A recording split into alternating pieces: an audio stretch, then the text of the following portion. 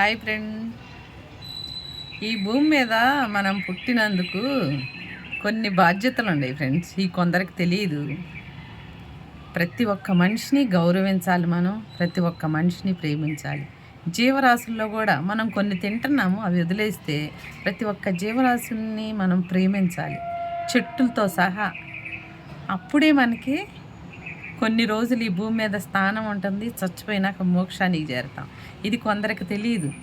వాళ్ళను వాళ్ళే ప్రేమించుకోలేరు, వాళ్ళను వాళ్ళే గౌరవించుకోలేరు. అట్లాంటి సమాజం తయారైంది ఇప్పుడు.